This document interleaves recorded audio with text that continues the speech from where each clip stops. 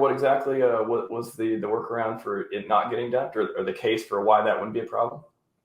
The case for why it wouldn't be a problem. Basically, the idea that Alex was saying was that these people who get all these Hedron, one, they're in a very privileged position because they're actually the only people who will ever have this absorbent amount of Hedron, and it's not going to be around forever. So a lot of your skull cap. I talked to Matt before, and yeah. he's making a joke. Yeah. He knows it's a hat. He knows it's a hat now. See, where was I going with that? And so if you look at the stakes that a lot of these larger players have, they have ladders, they have stakes coming out every year. Well, once each of these stakes expire, they lose their 10x bonus or whatever launch bonus that they have whenever they restake. So immediately their dumping power is decreased by a factor of like 11 or 10, or whatever launch bonus that they have. So as time goes on, those perpetual dumpers will have less Hedron over time. He also brought up the let's see, the liquidation argument, and then let me see. I have some of his arguments pinned in my thing. Let me see if I can look at them. It's a really great misrepresent thread. them.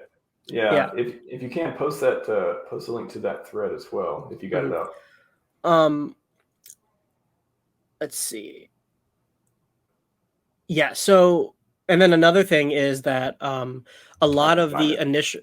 Oh, this was the other one. So if you look at how much they're able to like produce every month or so, it's like between like maybe 15 and 30 billion, which is a significant amount for individual players.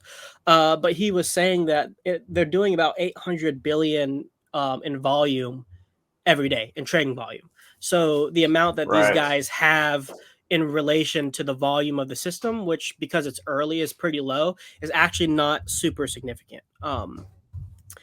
Mathematically. That was that was the one I saw that I couldn't quite remember. Yeah. And then you also have to remember these people are in really privileged positions because they're not just getting this Hedron for free. Like, I mean, they didn't have to put any money into the market to get it, but like they had to buy Hex. They had to take on a lot of risk getting Hex and staking it early in the early days. Like there's a lot of risk associated with that. So in some ways, with Alex's goal of creating was wanting to create a tokenized derivative of a share, in a way they kind of earned their position that they're in. But the flip side of that is that nobody will ever be able to get their position within the Hedron system ever again, unless they just have an absorbent amount of economic mass to put in.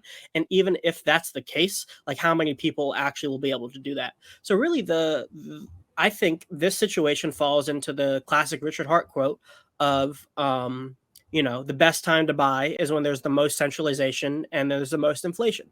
I think that's where the Hedron system is at currently, because these people kind of in a way that we are really happy when people dump Hex because it gives us a chance to get more shares, because these tokens are tied to the shares and they are just as rare as shares to a degree.